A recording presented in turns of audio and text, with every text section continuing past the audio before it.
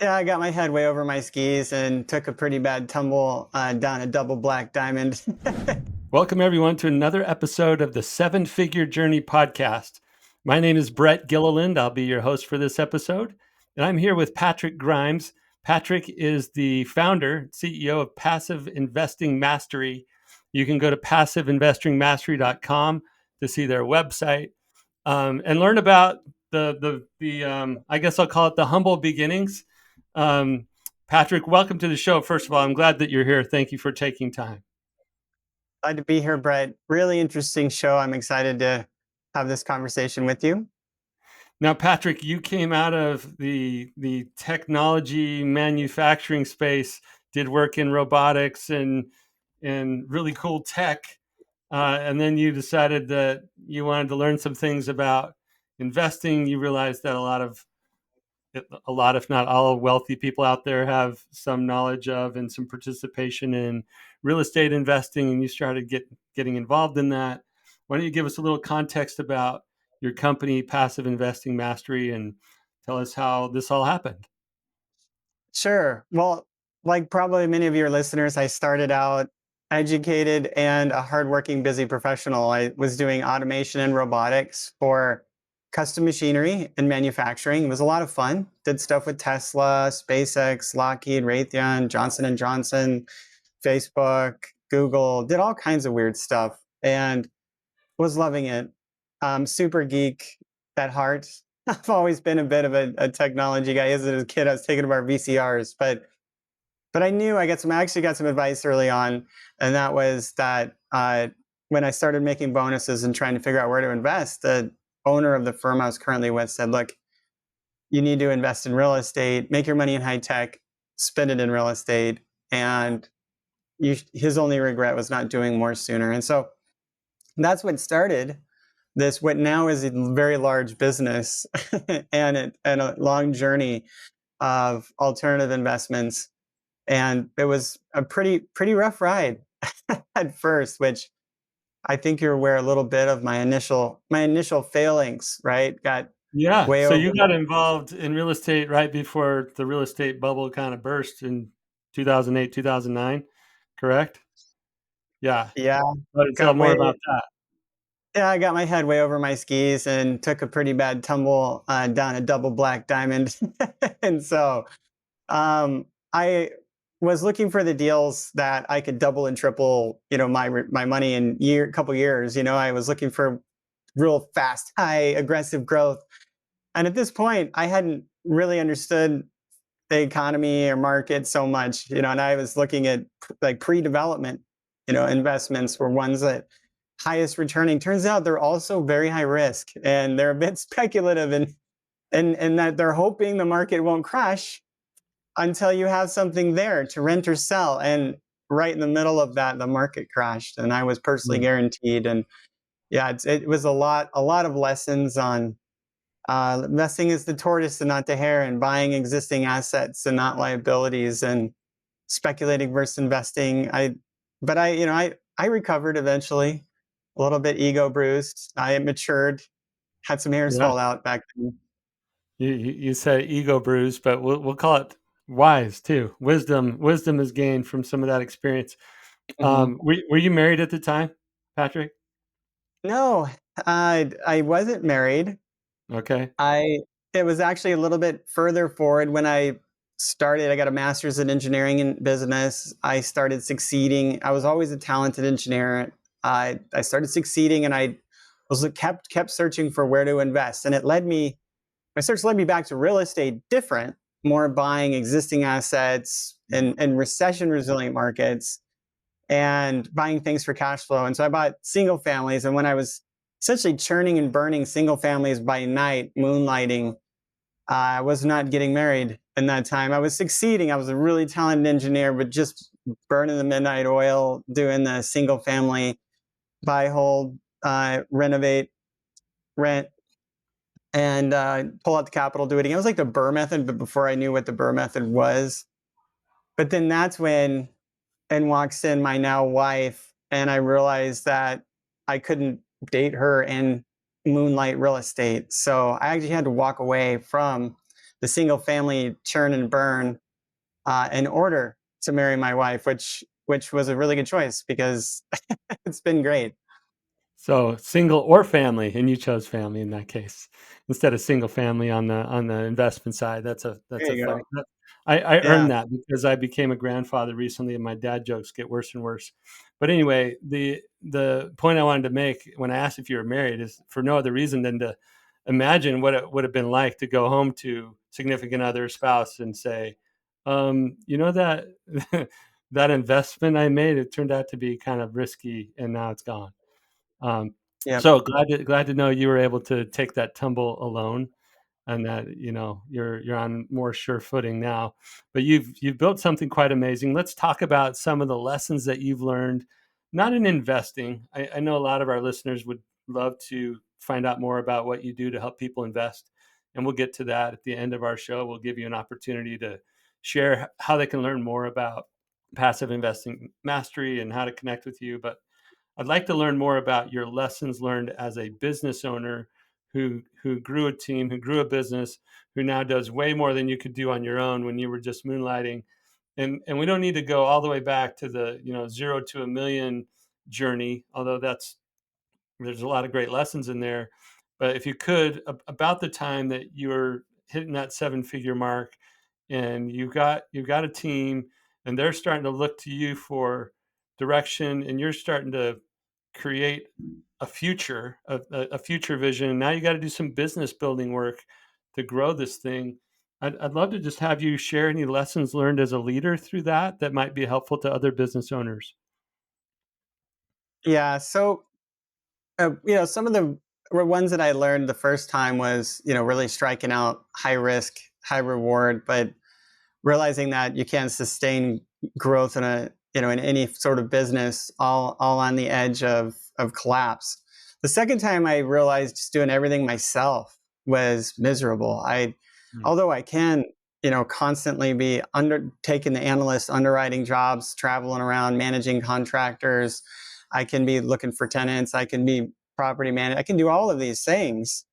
But one, it distracted from my income earning day job. And two is I didn't like most of those things. Right. And that trying to do everything myself also meant that there was somebody else doing it full time that could do it better than me, that was more available than me, that perhaps have been doing it longer than me. And I wasn't getting the best deals and I wasn't managing those deals all by myself as best I could. So that challenge of, especially after losing it all once, that challenge of knowing that it actually was causing more risk for me and it was slowing me down trying to manage everything and do everything on my own, and learning how to partner, trust but verify with others, and building a real enterprise. That's actually how I scaled. I would have never made it in single family doing it the way I was, buying rental homes. And it wasn't until I came back like 2.5 years later after marrying my wife that I actually created a company and began working with experienced operators in asset management and acquisitions, and trading up and working with much larger assets that had the opportunity to scale. So that was perhaps the most challenging. It was like 2.5 years for me to get past that fear, to find the right like-minded people that had the right goals, the right conservative approach. It was a long journey, but I got there. Well, as other people have their own version of that journey, what would you say helped you get there in your mindset of, it can't just be the Patrick show? Obviously you started to have a few people, but how did you really get to that place where you elevated your role and your perspective beyond just the getting the deals and making the deals happen? And that now you're building a team and you're building a company.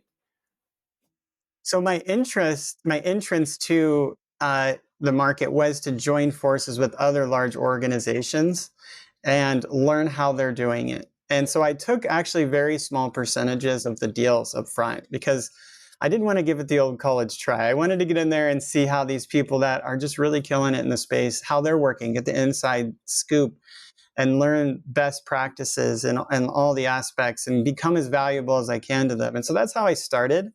And that's what it took me a while to break into that. But then it became clear that, well, you know what, I can potentially do, similar things. And it was about 4 or 5 deals in that I finally started bringing in help of my own in my own company, right? Mhm. And we eventually, a number of years later, began finding deals, and we began working with investors and putting those deals together and then managing those deals. But I was still, in that case, partnering with others in other locations, but then bringing on more and more of sort of the stack of responsibilities inside, which for me, it was actually quite of a long process. I wasn't a natural. As an engineer, I think I was a little bit more conservative than most, and it took me a little longer potentially to scale than some of the guys that I see that had just the stratospheric success. But also, I didn't get my heads over my skis again, and so Yeah. yeah, You had one experience with tumbling, so why rush to recreate that, right? Yeah. exactly. Well, good job staying behind your skis and not getting over them too far. Actually not a skier. I live in Phoenix, so I'm using the wrong terminology, but hopefully the meaning or the intent was communicated. You've clearly built something that's working. As you think about the team members that you've brought on, how much of the weight they now carry doesn't all have to be on your shoulders. What kind of a difference is that from the original? The early days, like it's all on you. Now you've got capable people carrying a bunch of things that you couldn't possibly do on your own. What is that like for you as a leader? Well, it's this is both things. It's a little bit nerve wracking, right? Because cloning yourself in like 5 different versions of myself, but finding people that actually maybe enjoy doing and have a like, are they the right people in the right seat? Uh, actually want to do these things. That's really tough. And a lot of the people that have been with me, we've had a lot of turnover, but the people that have been with me for many years now. In fact, some of my team members, like 4 or 5, and then some of the guys that I've known for like, there's 30 years on my team, right? And so we have a really great group of people. And I think the biggest challenge wasn't so much finding people that could do the roles, it was finding people that kind of fit within the organizational culture, Mm, and then aligning and stitching together the values of the company and somehow making that work for them. And I think implementing EO, entrepreneurial, or is, I don't know if you're familiar with yeah, EO. I think you mean EOS, right? Yeah, Entrepreneurial Operating System. Yeah, yeah, because there's an EO organization that's entrepreneurial like, organization, and then there's the entrepreneurial operating system. yes. So, We brought in somebody to help us implement EOS.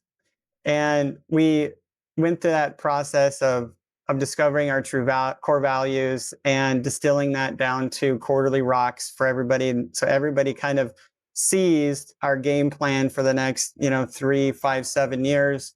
We're all about serving and why, and we won't go into all the investing stuff. But then to break it down into how everybody is contributing on a quarterly basis to see this vision happen really helped to get that alignment of interest and ownership. And a lot of the work to actually create all that was done with the team. Not me really contributing much. It was more the team saying, well, look, what do we all want to do together? And it was really cool to see how that actually came out to our current mission, right? And how we see people, rallying around that. I'd like to comment on that, Patrick, because whether it's EOS or something we do at Elite Entrepreneurs or some other system, I think the key is that you guys got the clarity and alignment that you needed, right? So we need a clear envisioned future. We need clear understanding of how each role contributes, and that aligned effort towards shared objectives makes this growing team thing work, right? Otherwise, you just have a bunch of good people in different roles doing their best in their respective roles, but there's not a unifying thing. I also like how you talked about how they were the ones, not instead of you, but with you, co-creating those shared values, getting really clear on what we were doing together. That's a huge thing that a lot of business owners just don't like. There's a mental block there. It was like, wait a minute, why would I invite other people into helping me create this future? And I don't know if they're scared of losing control or they just don't view a world of inviting people into that.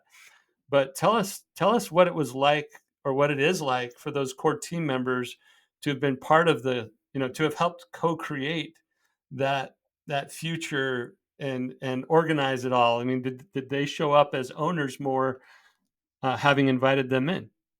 It was really interesting to see the ones that got super excited about it were like talking about it up to and after the meeting and scheduling meetings between just themselves to talk about it between meetings.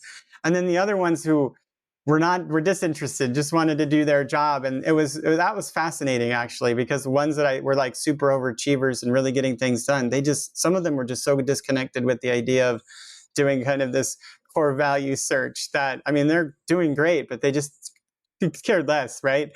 And Mhm. and some of them were just complete opposite end of the spectrum. But ultimately, what they rallied around, I think, was when we started kind of distilling down the core values. And ultimately, what we do is, we help families, is what we came up with. And we have a goal on how many families we help. And Ah, we cool. have this things that we didn't like about our industry and our competitors was how the barrier to entry was so high. Things were so complex in the investing world. People couldn't understand it. And so we built this core value of transparency in our reporting and in our updates. And we realized at one point that we were using so much jargon, Mm, technical words inside of our marketing and information, that it was actually creating a barrier, which actually correlated to a lack of transparency because they couldn't interpret the language that we were speaking to understand what we were trying to say. And so out of that, the team actually came up with this idea of simplifying the complex as a core value of ours, and which is really cool because now we have kind of a proverbial, dollar jar every time somebody uses a complex word, that like non-correlation or whatever it is, that, and we'll get people on we'll call in multiple people to just literally just to talk about one sentence, and how do you say this with removing all of the jargon so that you can present this to your grandma's knitting group and all of them will understand in plain English. That's actually what we'll do. mm. That kind of stuff, that plus no investor left behind, because we are serving families. Those kinds of those will cross the spectrum, from the quality of the deals we find, uh, and our underwriting and communicating it in a way where it is so simple to understand the risks and the benefits of those deals, down to our reporting on our ability to report on our progress to plan of each of those, and our way to communicate that where it's simple and understandable, to actually presenting these investments to investors. And if somebody shows they're interested, being committed that we're here to help families, being committed to their success by educating them along the way, which is a whole series of educational content every 2 weeks we now have, and all kinds of alt assets, because we're helping people. We also provide investments, but educating and investing tons of time and resources promoting every other kind of alternative investing imaginable. And we've had all of them on our mastery series every 2 weeks. And it's kind of a blue ocean approach.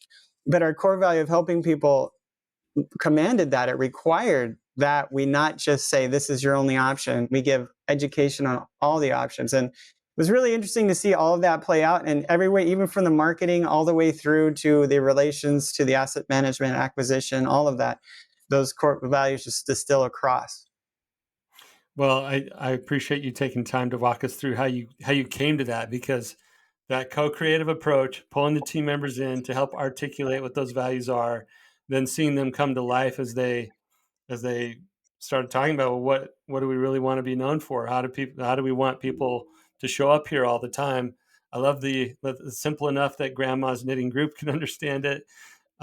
So great. So you've done this foundational work. You've got the team to a point. Let's shift gears now in our interview and talk about, it's one thing to get your vision set. It's one thing to get the team involved. It's another thing to continue to grow this, where now you're hiring other people who weren't there as part of the initial creation. Um, People that you didn't know are being hired, and some of them now are hiring people that they didn't know. So the idea of preserving this culture that you now created can be challenging as you grow. I don't want to make that be your challenge. But I'd love to talk about what are some of the challenges that you're experiencing now as you continue to try to grow on this really cool foundation that you've built. Well, so some of the challenges we faced, we have this mission of, I'm not getting into the investment side, but we have this mission of really building, not just financial freedom, but financial security for investors. And when we were just working in real estate, it became clear pretty early on that a lot of our investors were just getting overexposed to one asset class. Mm, And when you look at the diversification of the wealthy, they're allocated into lots of different kinds of investments outside of just the stock portfolio and real estate, but they're allocated into ones that don't rise and fall at the same time, right? We got a balanced portfolio allocation.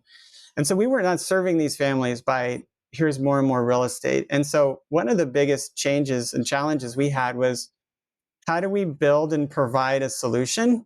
How do we build and provide a company that actually meets the need, as opposed to contributing to this sense of out of balance that most of the real estate and stock market portfolio investors have, that is dissimilar to how the wealthy invest. And to provide access to those are mm, institutional, non-correlated, like ones that don't rise and fall at the same time. And so we went under like a big reset button from our typical apartment deals, which we have like 5,000 apartment units that I'm a partner in now. And around, it's a lot of momentum. Then we got into energy, and we did litigation funding, and we're in debt now. Why? Because they fulfill different allocations of a healthy and balanced portfolio. mm. That's challenging to do, and it requires more partnering and a lot of heavy lift and a lot of education across the company, and more essentially divisions and partnerships, uh, and a lot of time.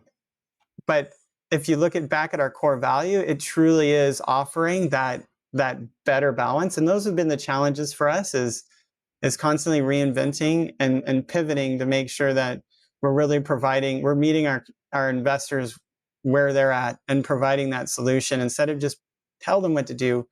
Be the source that helps them get to where they want to go, and a true financial security that is on a steady foundation, not out of balance, that can get them to the causes they care about most, in a way that they have the financial abundance to contribute to the causes they care about most. And that's actually our mission, to get past financial freedom to security and to abundance, so that you can contribute to family, friends, and the causes you care about most. And so it all kind of distills back to the same mission.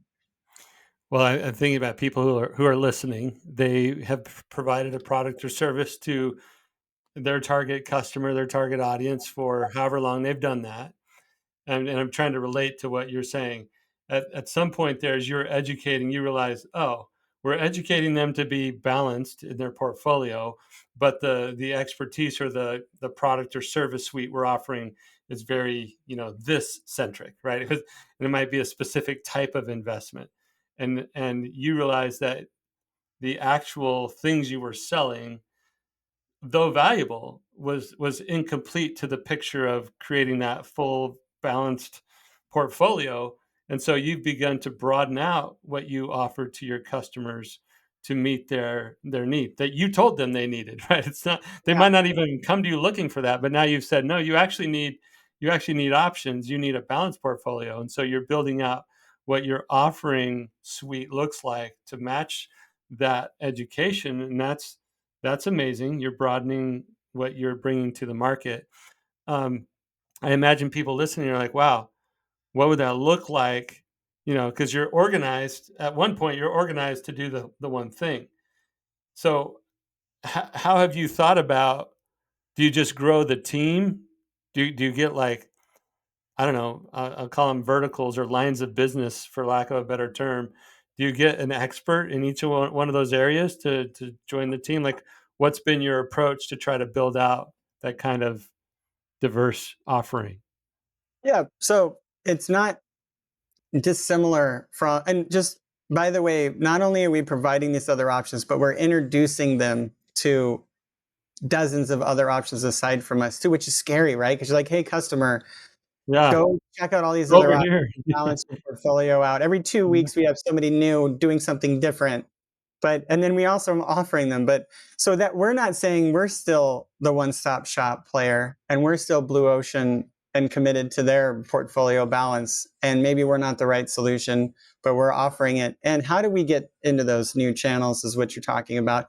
Similar to how I got into apartment buildings, I joined up with larger groups that were more established. And I've been on this mission for over 5 years now to add these additional alt investments. So, for example, litigation funding, which is contributing capital towards attorneys to help them work under contingency.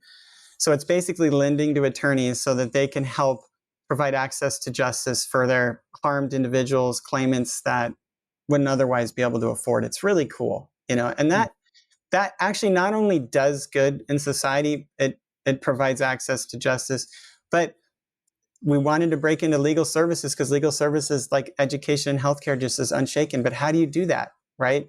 You have to find these people, very, very unique people that have spent their careers working in this space that have a track record. And so I started, it was like 5 years ago. I talked to Dennis Shapiro, wrote the Alternative Investing Almanac, and we were like, let's put together a legal fund. And we weren't able to make it happen because these attorneys wanted like $10-20 million buy-ins. I sought out another investor of mine who we had built a relationship with, who was working in private equity, large 50, 100, $200 million buy-ins. And he was doing litigation funding, but he wouldn't let me in for less than 20 million. And our investors do not invest 100,000 minimums. And so he finally hung up his hat and said, hey, Patrick, let's do this together. And he's got 16 years. He's collected 25 billion through litigation. He's worked in all of these large cases that we're investing in. There really isn't a better player that you could potentially bring on for something like this. And he's held managing directors at some of the largest, Fannie Mae, like some of the largest organizations out there doing these kinds of investments. So he's my partner, and we're very excited to be. He's originating and investing the legal investments, and I'm working on our company to structure these as large funds and working to educate and bring on investors. So it's a really good synergistic uh, relationship that allowed us to offer literally an institutional quality investment, which we're actually investing alongside of people that are coming in 5x higher amounts than us just because of the relationships Dave has. So we're actually investing as institutions alongside of them, but at 1, 2, 3, 4 million, not 50, 100 million. So it's really cool. And this is the only one of its kind available to accredited investors, whereas it's one of the most sought after asset classes for institutions because of its steady growth, high Eddie, returns, low yeah, risk, diversification. It doesn't rise and fall like stock market, real estate, oil and gas, gold. It's just doesn't care the industry. So that's an example. And it's a great we have other example. examples for the other asset classes as well. Okay, so if you get to know me a little bit, Patrick, you'll know that I get very repetitive, but that's how I think part of my teaching style or drawing out Mm-hmm. points is you started out with, we got very clear about what we were going to create, how we were going to add value to our clients, our customers, our investors. So part of that clarity was, oh, we're going to start offering other ways for them, balanced portfolio ways for them to invest. And that led to you partnering up with somebody who's, world class, best in class in this legal financing space. 10 years ago, you probably never would even imagine yourself being in this space because you did real estate. And now you've got these legal financing investment options, which are not typically available to just, plain Jane accredited investors, but only to institutional investors. So really cool that you created, it's not like you created a new asset class, but you sort of created a new asset class for individual investors. And that's really awesome. But it wouldn't have happened if you hadn't got bigger with your vision, if your team hadn't come together and said, here's how we're going to serve people in a way that most people don't serve. So that's pretty awesome. Okay, so business owners out there, think about how you're adding value today, what those customers, clients, patients, investors, whatever you call the people that pay you money to provide value to them. What are they looking for? What could they use more of? How could they be better served? And then can you find ways to either get narrower in how you serve those people from a niche standpoint, or get broader, like Patrick and his team, to provide more options, a more complete solution. Pretty cool example that you're bringing up here, Patrick. Thank you. And that wraps up the amount of time that we have for our interview today. Patrick, I'm sure there are people who are thinking about their desire, their individual desire, not their business owner desire, but their individual desire to have a balanced portfolio. And if they want to learn more about passive investing mastery or connect with you, how would they do that? Sure. One of the things that I love about being able to have left my high tech career and being able to do this full time is that I get to invest in people. I get to work with individuals who are like me, busy, working hard, trying to figure out how to get ahead and realizing that the IRA 401ks are never going to get them there, and how to self direct and diversify out of those. And so, if anybody's interested, I'd be happy to set up a call, or you're welcome to set up a call with me at passiveinvestingmastery.com, passiveinvestingmastery.com. The schedule link is right there. I do give away a copy of this book, Persistence, Pivots, and Game Changers, Turning Challenges into Opportunities. And this is such a cool book. Phil Collins, the lead guitarist of Def Leppard, is in there, NFL, NBA players, entrepreneurs. I did a chapter. As a business owner, I tell the rise and fall, the pivots and everything, the failures. I tell it all. And this is the first time it was really hard for me to get it all out there. But I tell it all, and I talk about the lessons about learning and how eventually I was able to succeed in my investment career. And so happy to give that away. It's passiveinvestingmastery.com/book. That's the secret link, passiveinvestingmastery.com/book. Make sure you put the name of the podcast in there, because we don't just send it out. We ship out these at random. We need to know where you came from. But fill it in. I'll sign it. We'll ship it out to you. Happy to contribute if it helps along your way. Set up a call. Certainly on our website, we have our open investments and commercial real estate acquisitions and lending and litigation funding, which truly help take advantage of the downturn we're seeing in real estate, the upside of interest rates, and diversify your holdings into a non-correlated asset like litigation funding, to really build that true security. So happy to chat with anybody about any of those if they're interested. All right. Thank you so much, Patrick. It's been a pleasure having you on the show. Congrats on your success and your continued growth as you build your business. For all of you out there listening, please like, share, review, comment, get this episode and all the other ones out there in front of as many seven-figure business owners as possible. We're trying to help everybody grow their business. We bring real business owners who share their real lessons and their real challenges in an effort to help as many of you achieve your growth goals as possible. Thanks for listening, and we'll see you next time on another episode of the Seven Figure Journey podcast.